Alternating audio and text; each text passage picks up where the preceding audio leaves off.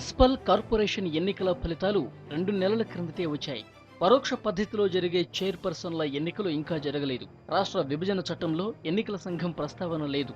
దీంతో ఇంతకాలం సందిగ్ధంలో ఉన్న రాష్ట్ర ఎన్నికల సంఘం ఇవాళ అంతర్గత సమావేశం నిర్వహించనుంది. కేంద్ర ప్రభుత్వం నుంచి ఎన్నికలపై స్పష్టత వచ్చినా రాకపోయినా ఏదో ఒక నిర్ణయం తీసుకునే అవకాశం కనిపిస్తోంది.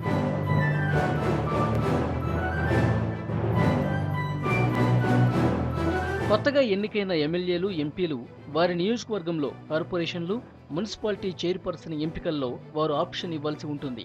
అందులో భాగంగా చైర్పర్సన్ ఎన్నికల నోటిఫికేషన్ ఇవ్వలేదు. మండల, జడ్పీల్లో ఎమ్మెల్యేలు, ఎంపీలు, ఎమ్మెల్సీలు కేవలం సభ్యులుగా వ్యవహరిస్తారు. పరోక్ష పద్ధతిలో జరిగే ఎన్నిక సమయంలో ఓటు వేయడానికి అవకాశం లేదు. ఇందులో భాగంగా ఇవాళ రాష్ట్ర ఎన్నికల సంఘం కమిషనర్ పి. రమాకాంత్ రెడ్డి అధికారులతో సమావేశం నిర్వహించనున్నారు.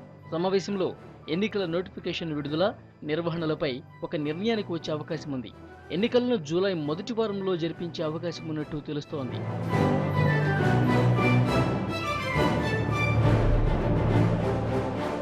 పరోక్ష పద్ధతిలో జరిగే ఈ ఎన్నికల్లో డబ్బు, మద్యంతో సభ్యులను లోబర్చుకునే అవకాశాలున్నాయంటున్నారు పరిశీలకులు. ఎన్నికలను పారదర్శకంగా జరిగేలా చూడాలంటూ రాష్ట్ర ఎన్నికల కమిషన్ను కోరుతున్నారు.